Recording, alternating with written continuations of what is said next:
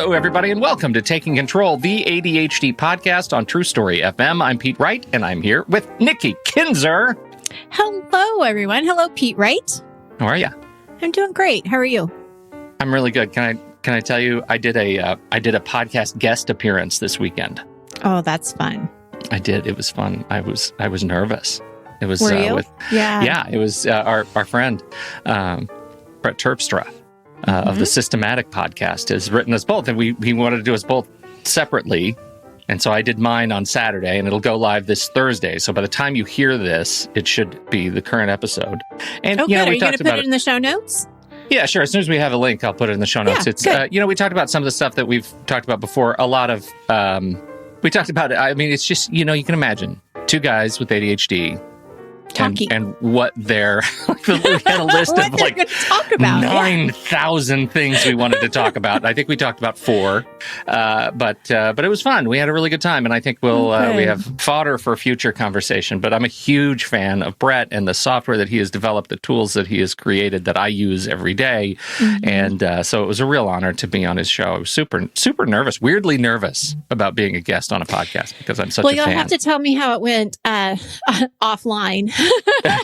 No, I'm kidding. Because I'm going, I'm scheduled to interview with him in just a couple weeks, actually. So I don't know when that episode will go live, but it's very casual. You'll have to prep me.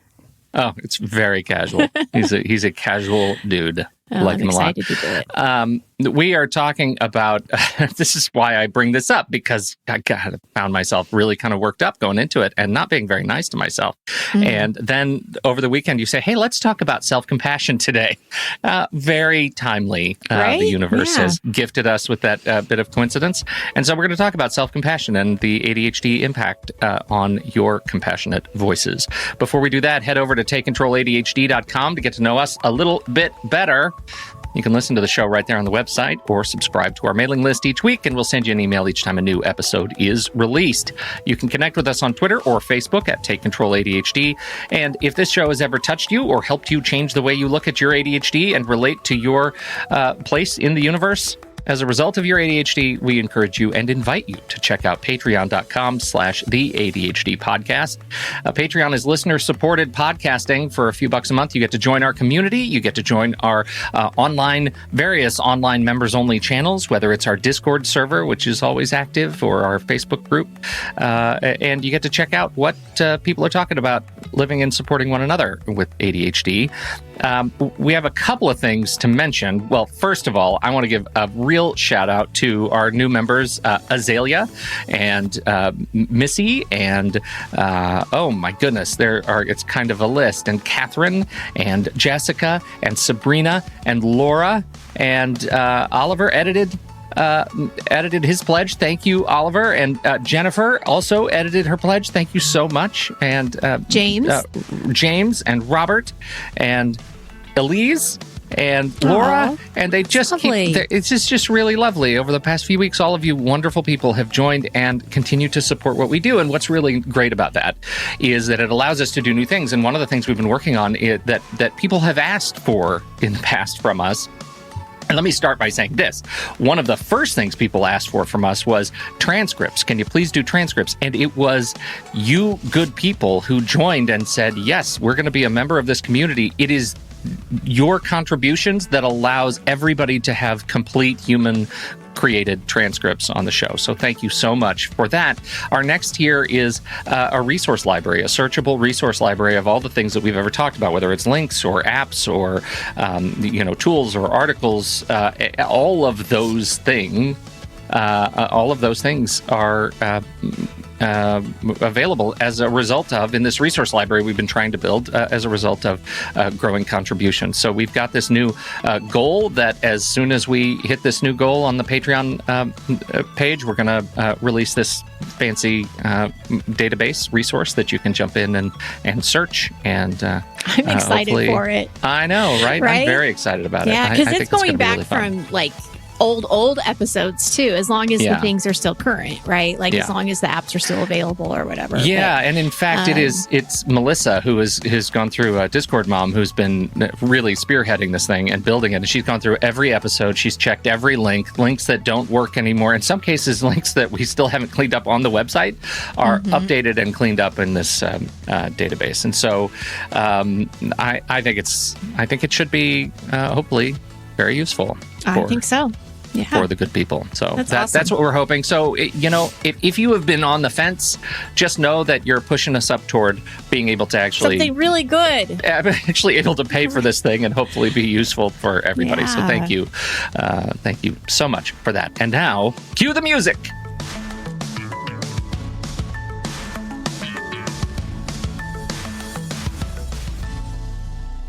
Nikki, we're going to be nice to ourselves today. We are going to be nice to ourselves. That's right. What is it that inspired you this particular week?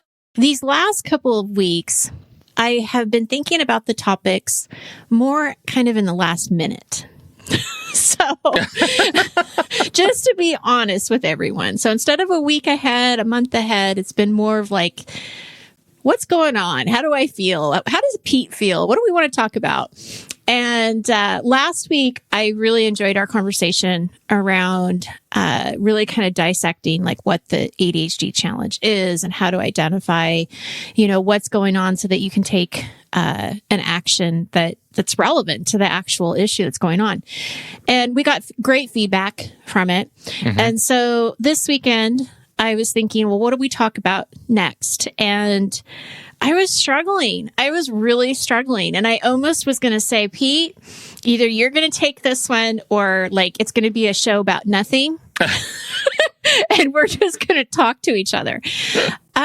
So I'm scrolling on social media and I come across this little post and it says 3 steps to becoming more self-compassionate. And I read it and I read the 3 steps. Sounds I'm promising. and I'm thinking, this is it. This is it. This is our show. So, did a little bit of more research on who actually put together these 3 steps. It was a post that came from Susan David. She is the author of Emotional Agility, Get Unstuck, Embrace Change, and Thrive in Work and Life. Now, I'll be honest, I have not heard of her before and I've not read her book, but it definitely piqued my interest when I saw her post. And then I went and watched her TED Talk and now I really like her and I think I'm going to buy the book. No, you should totally buy the book. And I love her accent. She's from South Africa. Yes. And she's very charming. And what's particularly amusing is when you search for self-compassion after you've watched this, the number of people who use her words to frame and reframe their own perspectives on this as their own kind of, inspiration. You can tell where people writing about compassion and ADHD are getting their stuff. And it's from her and it's from her TED Talk. And unless she's a noted plagiarist herself, which I doubt.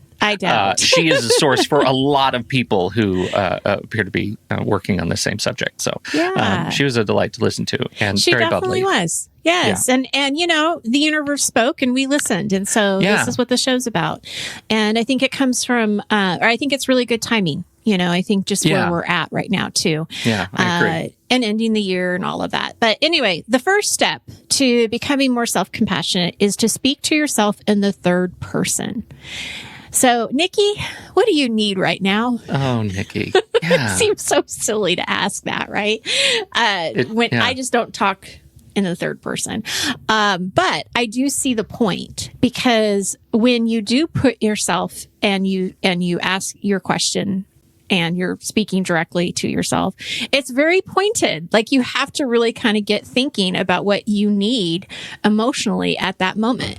So maybe I need space. Maybe I do need to talk it out. Maybe I need to exercise or get away for a little while and get some fresh air. Like it makes you actually answer the question of what I need right now rather than just sort of like kind of stewing in whatever it is that's bothering you.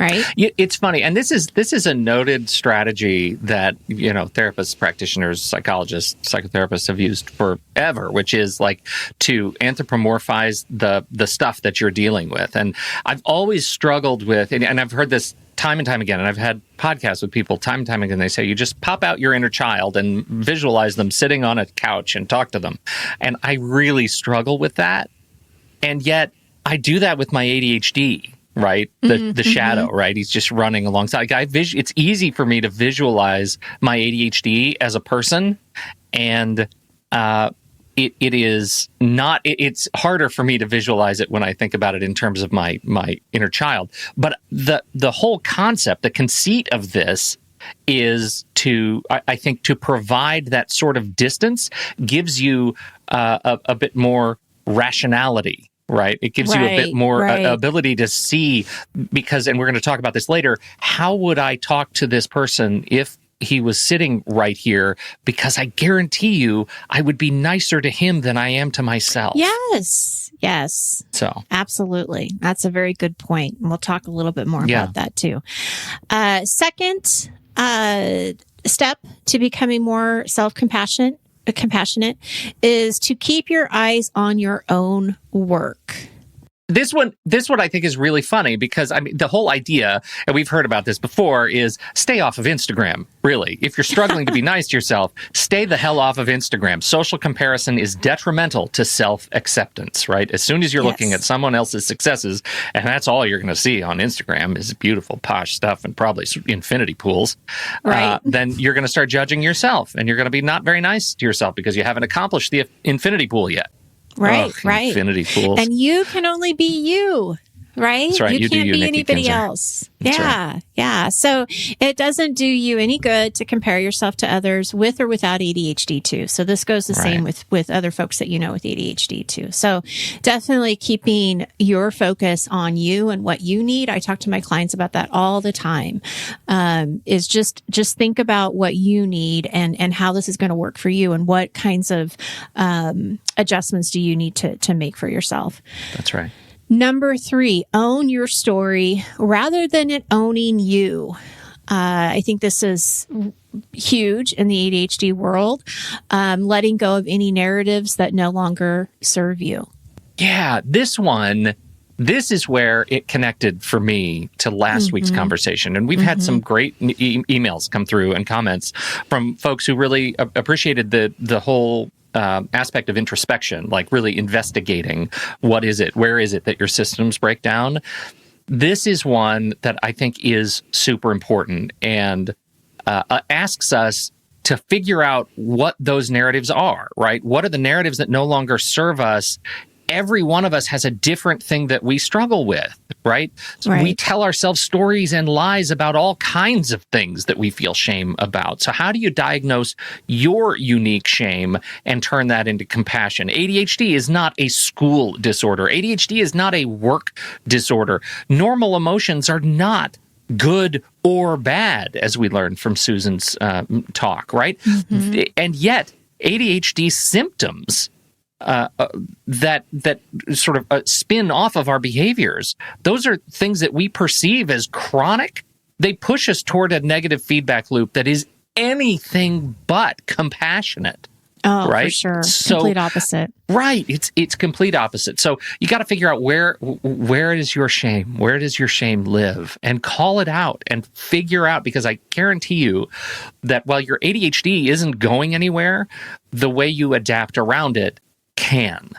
Absolutely. So just to review, this is what I found on the post. 3 steps to becoming more self-compassionate. Speak to yourself in the third person. Keep your eyes on your own work. Own your story rather than it owning you. So going back to what you were talking about, like looking at your inner child on the couch, you have to ask yourself, how do you respond to you when you make a mistake? Are you responding to yourself with love and compassion, or are you looking at it with judgment and resentment? Right? Totally. Yeah. And that's a thing that we've talked about this, is that it's the kid on that hangs on your neck. and is dragging you back, right? Why is he so mean? Why does he not want me to succeed? Why does he not want me to be able to finish my work on time? Why is he dancing on a table while I'm trying to focus? Right. Those kinds of questions. And the responses are invariably negative. Yeah. Because I am not able to do this. I can't focus. I'm not a good student. I'm a terrible business owner. I am. And it's never, it never comes with any grace. No. Without intention. Which is really interesting because when I ask clients about this, and I'll say, so what would you say to somebody else who made that same mistake? And rarely do they ever give themselves the same grace as they would give to somebody else. Rarely ever. And so it is definitely something to think about. So I encourage you guys to go and listen to the TED Talk. I actually got a lot out of it. And some of the things that I want to mention are things that she said. This has nothing to do with Pete and I. We did not write any of this. I just want to share it to our listeners and let you know kind of how we perceived it, what we took away from it, and hope that, it resonates with you. One of the things that Pete said earlier is that with ADHD, we kind of think that there are good emotions and bad emotions, and normal emotions are not good or bad, right? Go ahead. And I would just throw in there that it's ADHD and the sort of knock-on other experiences, anxiety, depression. Like when you're in a state of anxiety or depressive state, you are, I would suggest, probably more likely to see your emotional state as negative, right? Yes, as bad. Absolutely. Right. And that's not helping you break that cycle. Right. Well, and one of the things that she points out is that the bad emotions we tend to ignore and push aside. So we judge those feelings, we judge ourselves. And in society and in the world, we feel like it's better to have positive emotions, to be that strong person, right? Like, oh, you're going through something terrible, but you're so strong. That seems to be more valued when really we fail to see the other emotions as just as valuable when you need to grieve, or if you're angry, or whatever it is that's happening at the time. And she talks about these are really rigid responses, right? They are one way or the other.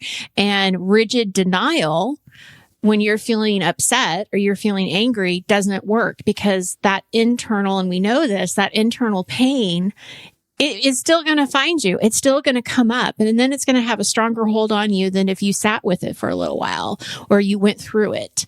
And I think that's a really important piece, especially when we tie into what we were talking about last week. Some of these challenges that we have to identify and really look at what's going on, it's going to feel uncomfortable. It's going to feel bad. It's not going to feel great, So being able to, I think, be in those emotions. And one of the things that she says is discomfort is the price of admission into a meaningful life. Tough emotions are a part of our life. And when we talked about joy at the ADHD conference, we talk about you experience joy and you can experience pain. When you live through the darkness, you can see the light. So there's these appreciation factors too that, when you get through this, there's this resiliency that gets built. There's something really funny she said, like, I'm going to butcher the joke, but she set it up by, asking people if they not experienced pain, right? If they would rather just avoid pain. And she says, that's fine. You all have the souls of dead people. Right. Right. Because only dead people can go through life not experiencing those highs and lows, in partnership with those lows. Like, it is a reality of being a living, breathing human that you feel these experiences. That is normal, not good or bad, just plain normal. One of the things that she said too that really hit me was the radical acceptance of all of our emotions is the cornerstone to resilience and thriving, and also to true, authentic happiness. And again, I think it goes back to being able to see that we all survived 2020 as bad as it was, and how awful it was. And a lot of people didn't survive 2020. So there's a lot of people who are grieving and are sad and are frustrated. But being able to see that and also see the resilience and being able to live through that says a lot for the people who are in this state of history, at this point of history. Right. Acceptance and accuracy matters. And I thought this was a really interesting point because at first I didn't know what she meant when she was saying acceptance and accuracy. And what she was explaining is that most people will explain their emotions as stress. I'm just really stressed. But we're not going deep enough because she'll say, is it stress or is it disappointment? Is it stress or dread because you hate your job? Yeah. Right? So there's or a difference fear between because you have something you don't have confidence in being able to do. Or, Right. So there's a difference between that. So figure out what the real cause is, and then you can take the right steps for whatever that might be to help you, right? So if it is dread, okay, what is really the issue then? Do I need to get a new job? Do I need to change careers? Whatever it might be. That was the example, one of the examples she used. But I think this is a really important lesson, and it keeps coming up, which is the power of assigning the real words to our experiences, right? Mm-hmm. Words have power. And going through the experience and not being specific, not naming the experience, I think is a sort of blindness. Mm-hmm. And so, it is a power that we all have. We just don't practice. We don't use normally. And I think stress is one of those comically large buckets. It's like asking somebody, how are you? Yeah. I'm fine. Fine. Okay. I'm stressed. Okay. Right? Okay, I'm busy. Those words carry so much weight, and they don't really have to. If you can be a little bit more incisive with the words that you use to describe your experience, you might find a little bit easier path navigating your way through it. Mm-hmm.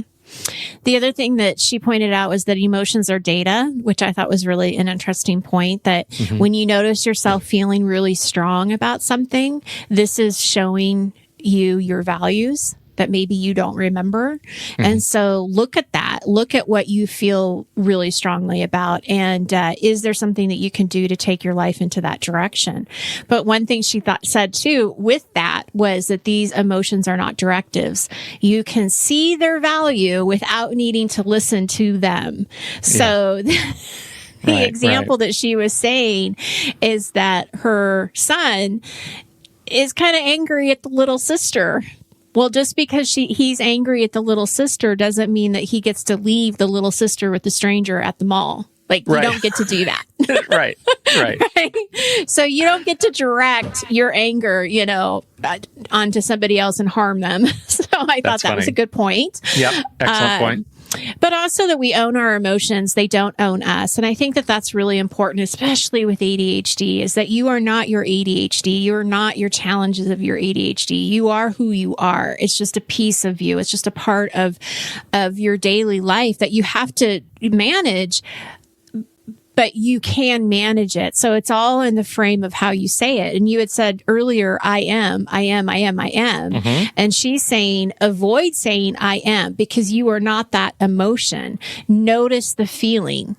And then, so instead of saying I am angry, I'm noticing that I'm feeling angry. And I think it's just that little bit of space to say, okay, I'm noticing that I'm not as focused today as I would like to be. Yeah. Very different than saying I am unfocused all the time or whatever it might be. We got some guidance from another therapist a while ago who was talking about that experience of popping out your inner child. Like, pop out that emotion and name it, and then walk away from it. Like, physically move into another room, leave it there, and see what happens. For people who are particularly, have a particularly weighty, empathetic or vibe, right? That can be an incredibly powerful physical exercise that you can do to distance yourself from negative feelings and be able to observe them from the outside. Very powerful. So one last thing I want to say is that I want to flip this a little bit, because we're talking about what we would consider to be negative emotions, right? We're talking about anger, frustration, these things that we maybe are making us feel bad. But I'll tell you something else that I've noticed with clients that we also have to sit in. And that is when we get praise. That is when we get compliments. That is when somebody says, you're doing a great job, and you believe them. Right? So I want to flip this to all the listeners and say, this isn't just about those negative emotions, but I want you to sit with the uncomfortableness of when you have praise, when you do something good, when you should, you are proud of yourself. You should be proud of yourself, because that is also just as uncomfortable as sitting in a, puddle of anger. It's also really uncomfortable to sit in a puddle of praise. That's a great point. Acceptance is the holding hands with compassion. Absolutely. I think a lot of people have to be compassionate in themselves for not being able to accept a compliment. Yes. And that's not right. And sit in it for a minute. When you do get that compliment, or you get that, great job, or whatever that positive praise is that's coming to you, sit in it. Just sit in it. Yeah. Because it is, it's reinforcing things. It's reinforcing that self-compassion. One last note that she says is that courage is not an absence of fear. Courage is fear walking. And I just think that's a really important message to leave with today. And there you go. Something, you read on social media, it stands out, and it's now it becomes a show. That's how we work around here, people. That's how we roll. So I think this is our last. So we have one more episode that we're doing, and then we take a little break. Yes. And I think that what we're going to do, Pete, is we're just going to kind of talk a little bit about the year and maybe some of the shows that really struck us, and just sort of do a recap. And if people have questions, they're welcome to send them our way, and we'll do a Q&A too, whatever. Love it. Yeah. That really is probably going to be a show about, close to nothing, but something. I'll take it. I just enjoyed talking to you, Nikki Kinzer. I'll do that even if it is about nothing. So there you go. Look for the show notes. Her website, again, is www.susandavid.com.